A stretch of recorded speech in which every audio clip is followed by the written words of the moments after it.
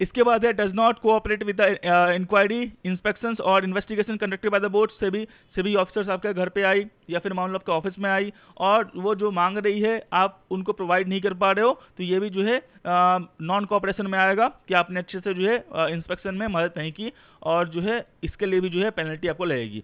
Fails to resolve the complaints और fails to give a satisfactory reply to the board in this behalf. अगर मान लो आपके पास client complain आया है और उस कंप्लेंट को आप रिजॉल्व करने में असमर्थ हो, मतलब जो है फेल्ड हो गए हो, और अगर आपको सेबी बोल रहे कि इसके रिगार्डिंग मुझे डॉक्यूमेंट्स चाहिए कि आपने क्या किया है क्या नहीं किया है, कि मान लो आपने रिटर्न प्रॉमिस किया है, तो रिटर्न नहीं प्रॉमिस करने का आपका क्या सबूत है कि रिटर्न प्रॉमिस नहीं किया आपने, वो आपने नहीं दिया है बोर्ड को, सेबी को, तो यहाँ पे वो भी जो है एक्शंस के और उसके रिगार्डिंग जो भी एक्शंस होंगे आपको वहां पे जो है पेनल्टी लगने वाली। सिंपल, तो ये चीज बस ध्यान रखना है आपको, बाकी जो है उतनी दिक्कत नहीं होने वाली। अब यहाँ पे आता है आपका एक्सचेंज सर्वेलेंस मैकेनिज्म, जीएसएम और एएसएम। जीएसएम एएसएम आप मेनली सुनते होंगे, जीएसएम या एएसएम स्टॉक्स हो गया, स्टॉक्स जैसे टाटा मोटर्स था, सीडीएसएल था, वो आपका एएसएम में चला गया, जीएसएम में आ गया। तो जीएसएम एएसएम क्या है आपका, वो चीज बताने वाला हूँ, यहाँ से 1 मार्क के सवाल पूछ सकते हैं। यहाँ पे देखो जीएसएम का फुल फॉर्म है ग्रेडेड सर्वेलेंस मेजर्स। मेनली ये क्यों लगाती है सेबी, या फिर मान लो एक्सचेंज कि मान लो एग्जांपल बोलता हूँ, अचानक से कुछ बुरा न्यूज आ गया, कुछ भी ऐसा चीज आ गया, to protect the interest of investor. Simple term में समझना, एएसएम जीएसएम इसलिए लगता है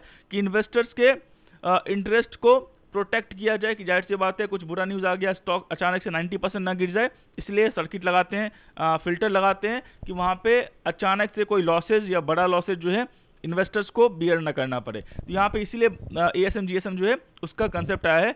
GSM is targeted on securities which is low market capitalisation और net worth where the valuation is not equal with the business fundamentals. यहाँ पे GSM कब लगता है, जीएसएम जो है स्मॉल कैप कंपनी में लगती है, छोटी कंपनी में लगती है, या फिर माइक्रो कैप कंपनी में लगती है, जहाँ कंपनी छोटी है और जिसका मान लो वैल्यूएशन जो है उसके फंडामेंटल से मैच नहीं कर रहा। कंपनी की अर्निंग मान लो 1 लाख रुपीज़ है और कंपनी ट्रेड कर रही है 10,000 करोड़ के क्या मार्केट कैप के वैल्यूएशन पे, तो क्या जस्टिफाई करता है, नहीं जस्टिफाई करता है। तो जो भी पैरामीटर्स हैं इसके, वो पैरामीटर्स के मुकाबले, या फिर मान लो उसका प्राइस टू अर्निंग रेशियो या price to book value ratio, जो भी पैरामीटर, मैं तो अर्निंग कर लिया हूँ, जो भी पैरामीटर्स हो वो इसके मार्केट कैप को जस्टिफाई नहीं करता हो, तो वहां पे जो है जीएसएम लगाते हैं। जीएसएम मेनली जो है जब कब लगता है, ग्रेडेड सर्विलांस मेजर्स, छोटी कंपनी मार्केट कैपिटलाइजेशन, यहाँ पे विथ लो मार्केट कैपिटलाइजेशन। तो सवाल पूछ सकता है, तो लो मार्केट कैपिटलाइजेशन पे क्या लगता है, एएसएम या जीएसएम, तो जीएसएम लगता है। यहाँ पे देखो, the security shall be monitored by the exchange and SEBI and they may place various restrictions such as follows. यहाँ पे जो सिक्योरिटीज का मतलब हो गया स्टॉक्स, सिक्योरिटीज के जो डिफाइंड किए गए हैं टर्म्स ऑलरेडी जो है बता रखा है मैंने। सिक्योरिटीज कुछ भी हो सकता है, उसको मॉनिटर कौन करता है, तो यहाँ पे एक्सचेंज ही मॉनिटर करता है, एक्सचेंज मॉनिटर करती है, दोनों मॉनिटर करती है, ध्यान रखना, सवाल पूछ सकता है, दोनों मॉनिटर करते हैं। यहाँ पे placing securities under trade to trade category, जो जीएसएम वाली सिक्योरिटीज होती है, स्टॉक्स होती है, उसको क्या करते हैं, ट्रेड टू ट्रेड। इसका मतलब क्या हुआ, ट्रेड टू ट्रेड का, अगर आपने आज स्टॉक बाय किया है तो उसको आप आज सेल नहीं कर सकते, वो आपके डिलीवरी में आएगा, उसके बाद ही आप सेल कर सकते हो। तो सिंपल ट्रेड टू ट्रेड का मतलब ये होता है कि आपने बाय किया, आपके स्टॉक्स डीमेट में आए, डिलीवरी में आए, उसके बाद आप सेल कर सकते हो, उसको आप इंट्राडे नहीं कर सकते। Concept clear. Requirement for surveillance deposits, surveillance deposit जो है सभी का कुछ मेजर्स है, एक्सचेंज का कुछ मेजर है कि आपको जो है एक्स्ट्रा मार्जिन जो है आपको मेंटेन करना होगा। Reducing the price band, reducing the price band का मतलब क्या होता है, जैसे मान लो आपका प्राइस बैंड जो है कोई स्टॉक चल रहा है 100 रुपीज़ के, उसका जो है प्राइस बैंड जो है मान लो 120 रुपये अपर सर्किट पे है, 20% ऊपर है, और यहाँ पे 80 लोअर सर्किट है, मतलब 80 रुपीज़ से नीचे वो नहीं जा सकता पूरे दिन में। जैसे ये 80 टच करेगा लोअर सर्किट लग जाएगा, मतलब सिर्फ सेलर होंगे, बायर नहीं होगा। जैसे ये 120 से टच करेगा, 120 से ऊपर नहीं जा सकता, क्योंकि ये इसका प्राइस लिमिट है, ये इसी बीच में घूमेगा पूरे दिन तक। तो मान लो जैसे 120 पे टच किया तो यहाँ पे सिर्फ बायर होंगे, सेलर नहीं होगा। 80 टच किया, सिर्फ सेलर होंगे, बायर नहीं होगा। तो यहाँ पे ये जो प्राइस रेंज है ये क्या करता है कि मान लो कोई बुरा न्यूज आ गया तो 80 पे वो फ्रीज हो जाएगा, मैनेजमेंट आएगी फिर बताएगी, तो मान लो कल को अच्छा न्यूज आ गया तो फिर 80 से वो रिकवर कर सकता है। और जैसे मान लो यहाँ पे 80 ना रहे तो ये 100 का स्टॉक 10 रुपीज भी हो सकता है, तो यहाँ पे इन्वेस्टर्स को बहुत लॉस होगा और पैनिक में वो सेल कर देंगे। तो यहाँ पे ये प्राइस बैंड जो है उसको रिड्यूस करना, 100 से 120 था, उसको 100 से क्या कर दिया, 110 कर दिया, या 15 कर दिया, 5% का बॉन्ड रेंज बॉन्ड कर दिया, 15 कर दिया और 95 कर दिया, तो रिड्यूस कर दिया प्राइस बैंड को। पहला, इंक्रीजिंग द मार्जिन रिक्वायरमेंट, मान लो एक ये जो 100 रुपीज वाला स्टॉक है, इसका मार्जिन है मान लो 1 लाख के स्टॉक बाय करने पे है 30%, मतलब 30,000 रुपीज देके आप जो है बाय कर सकते हो स्टॉक्स को। लेकिन यहाँ पे से ये बोल रहे कि नहीं मुझे 70,000 रुपीज चाहिए इस स्टॉक्स में, क्योंकि स्टॉक्स वॉलेटाइल है, तो मार्जिन इंक्रीज कर दिया स्टॉक्स में बाय करने के लिए।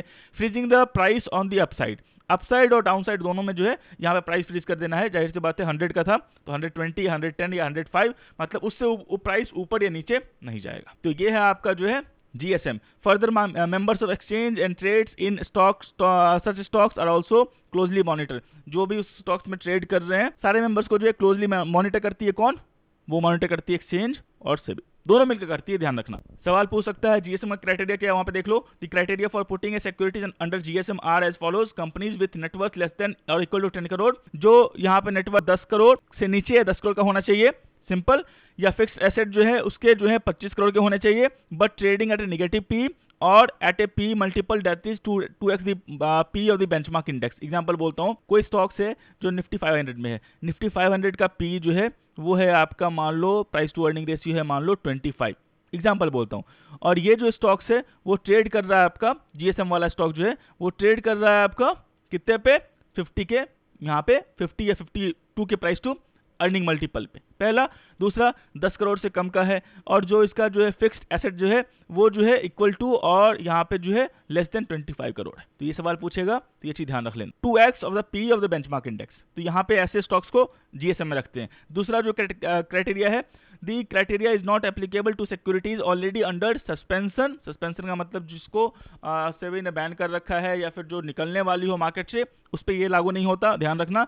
And certain other securities including securities, जो भी PSU हैं गवर्नमेंट सिक्योरिटीज, उस पर लागू नहीं होता। Securities that are part of index, जो सिक्योरिटीज इंडेक्स के पार्ट है, जैसे मान लो कोई इंडेक्स में उसको इंट्रोड्यूस कर दिया है, जैसे मान लो एग्जांपल बोलता हूँ आपका निफ्टी 50 में, निफ्टी 100 में, निफ्टी 500 में, वो अगर वो स्टॉक्स है तो उस पर लागू नहीं होगा। Shares that have paid dividends in previous 3 years, जो शेयर्स लास्ट 3 ईयर्स में डिविडेंड पे किया है उस पर लागू नहीं होगा, ये सब याद रखना। Stocks that went through IPO with in the last 1 year, जो स्टॉक्स IPO लॉन्च किया लास्ट 1 ईयर में उस पर लागू नहीं होगा।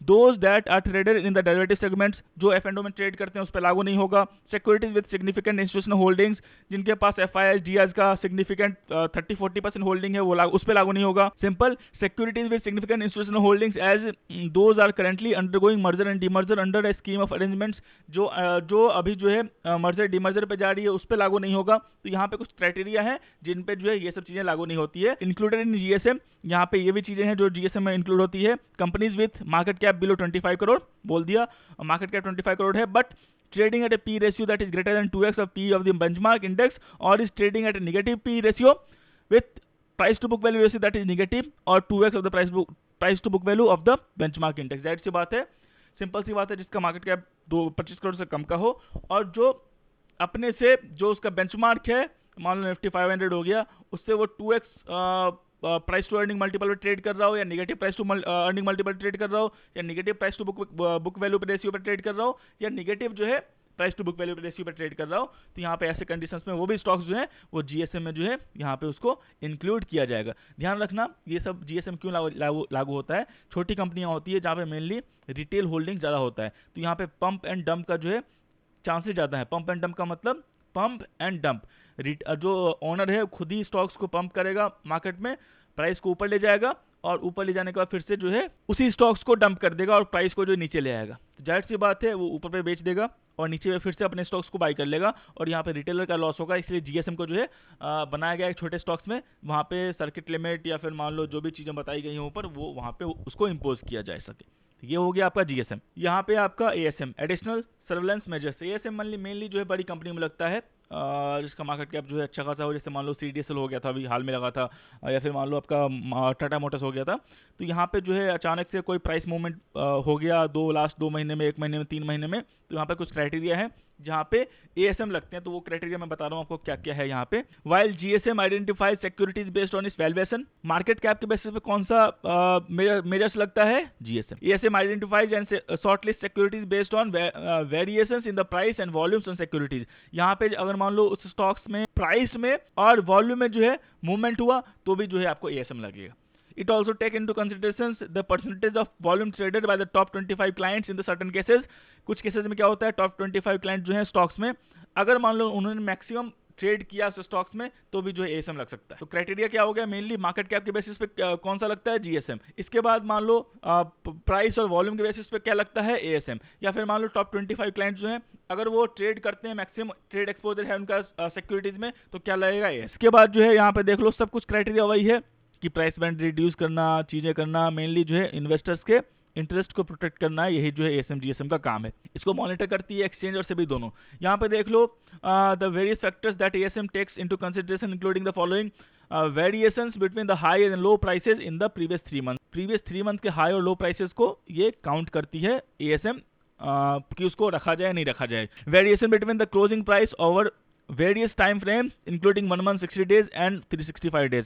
जो भी इसके क्लोजिंग प्राइसेस हैं उसमें वेरिएशंस एक महीने में, 60 डेज में या 365 डेज में क्या हुआ है उसको भी देख के जो है एक्सचेंज और सेबी डिसाइड करती है कि इसको जो है एएसएम में जीएसएम में रखा जाए या नहीं रखा जाए। जैसे मान लो अभी अदानी के स्टॉक्स में कुछ हुआ था, हिंडलबर्ग का न्यूज़ आया था, तो वहाँ पे जो है चीज़ें फ्रीज करनी, लिमिट करनी, जो भी चीज़ें हैं वो सिक्योरिटी मेजर्स में आती है। इसके बाद है आपका client concentration, that is percentage of volume traded bye top 25 clients in each stocks.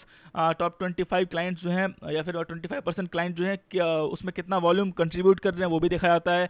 Variations in the volume traded over different time frames, different time frames में क्या क्या वॉल्यूम ट्रेड किया गया स्टॉक्स में वो भी देखा जाता है। इसका criteria very partially based on the market capitalization and P ratio of the stocks.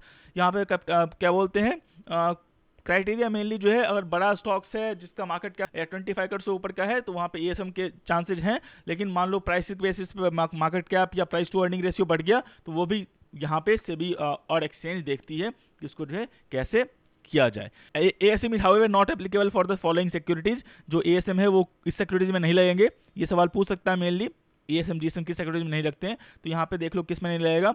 Security that already under GSM, जो जीएसएम के अंडर सिक्योरिटीज है उस पर एएसएम नहीं लगेगा, ध्यान रखना।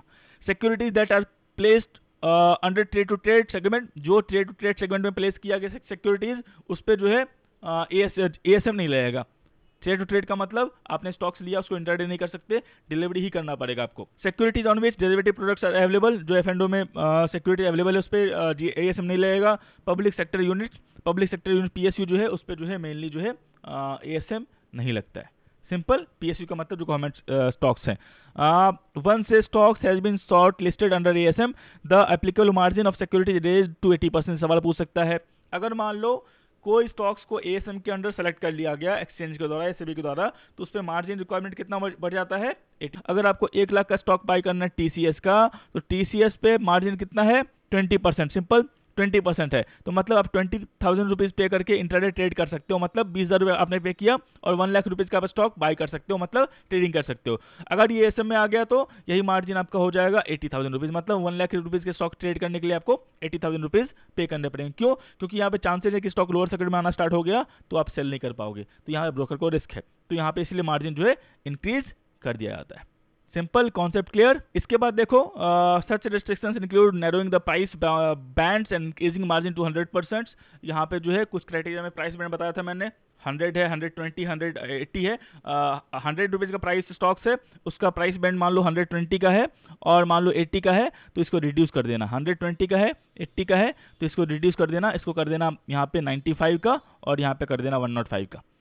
कि इससे ऊपर जाएगा तो उस दिन के लिए ब्लॉक हो जाए ट्रेडिंग, इससे नीचे आया तो उस दिन के लिए ट्रेडिंग ब्लॉक हो जाए, सेफ्टी के लिए। The restrictions are further tightened as securities meets additional criteria. अगर मान लो कुछ एडिशनल क्राइटेरिया मीट करती है, जो क्राइटेरिया एएसएम में है, अगर वो फर्दर मीट करती है, चाहे वो प्राइस हो, चाहे वो वॉल्यूम हो, चाहे वो टॉप 25 क्लाइंट ट्रेड कर रहा हो उसके बेसिस पे हो, तो यहाँ पे जो क्राइटेरिया जो है और टाइट होता रहेगा।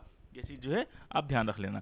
Stocks that are listed under ASM are required reviewed after minimum time period and they are removed from ASM if they stop meeting the short listing criteria as such a reviewed.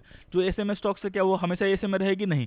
जो criteria meet करना उसने बंद कर दिया, जैसे मान लो example बोलता हूँ, 3 महीने में किसी स्टॉक्स ने 300% रिटर्न दे दिया तो ये क्राइटेरिया के अंदर आता है, और अगले 3 महीने में जो है किसी स्टॉक्स ने उसी स्टॉक्स ने मान लो 10% रिटर्न दिया है तो यहाँ पे क्राइटेरिया जो है वो रिमूव हो गया, तो यहाँ पे एएसएम से इसको निकाल के फिर से जो है नॉर्मल कैटेगरी में ले आएंगे। तो जो एएसएम स्टॉक्स हैं उसको पर्टिकुलर टाइम फ्रेम पे रिव्यू किया जाता है और उसके बाद जो है अगर वो क्राइटेरिया मीट नहीं कर रही एएसएम वाली तो उसको जो है रिमूव कर दिया जाता है, उसको नॉर्मल कैटेगरी में ला दिया जाता है। तो यहाँ पे एएसएम जीएसएम का मतलब कोई वो उतना कॉम्प्लेक्स नहीं है कि आपको जो है पैनिक लेना पड़े।